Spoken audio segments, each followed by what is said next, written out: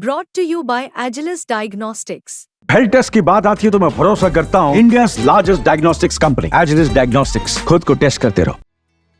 भारत के खजाने ने इन दिनों तबाही मचाई हुई है। इस हफ्ते भारतीय अर्थव्यवस्था की विकास दर को लेकर कई उत्साह बढ़ाने वाले अनुमान सामने आए हैं। इन आंकड़ों से ये साफ नजर आ रहा कि दुनिया की सभी प्रमुख अर्थव्यवस्थाओं में भारत न केवल सबसे तेजी से बढ़ने वाली इकोनॉमी बना रहेगा, बल्कि काफी बड़े अंतर से भारत ये मुकाम हासिल करेगा। सबसे पहले बात करते हैं आईएमएफ के अनुमान की, जिसमें कहा गया है कि भारतीय अर्थव्यवस्था इस साल 7% की ग्रोथ दर्ज करेगी। 2025 में भारतीय इकोनॉमी की चाल कुछ सुस्त होकर 6.5% तक आ सकती है। आईएमएफ ने कहा कि कोविड-19 के बाद अर्थव्यवस्था फिर से अपने पुराने रूप में लौटने लगी है। इसके साथ ही महंगाई को भी काफी हद तक काबू करने की बात इसमें कही गई है। हालांकि कुछ देशों में अभी भी कीमतों पर दबाव बना हुआ है। इसके बाद भी S&P ग्लोबल मार्केट इंटेलिजेंस की रिपोर्ट की बात करें तो इसमें भी कहा गया है कि भारत की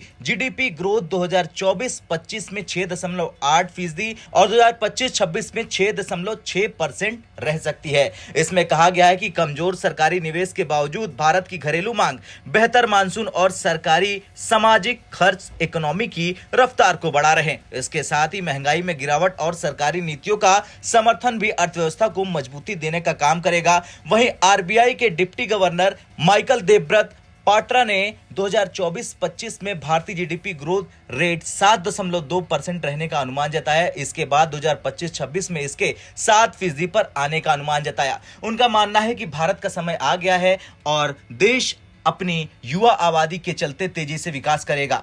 भारत पहले से ही दुनिया की 5वीं सबसे बड़ी अर्थव्यवस्था है और 2030 तक ये तीसरी सबसे बड़ी अर्थव्यवस्था बन जाएगा। इससे पहले आए दूसरे दिग्गज एजेंसियों के भारत की ग्रोथ को लेकर जारी किए गए अनुमानों की बात करें तो वर्ल्ड बैंक ने कृषि उत्पादन, सरकारी खर्च और निजी निवेश में बढ़ोतरी के असर से 2024 के लिए 6.9% विकास दर का अनुमान लगाया था।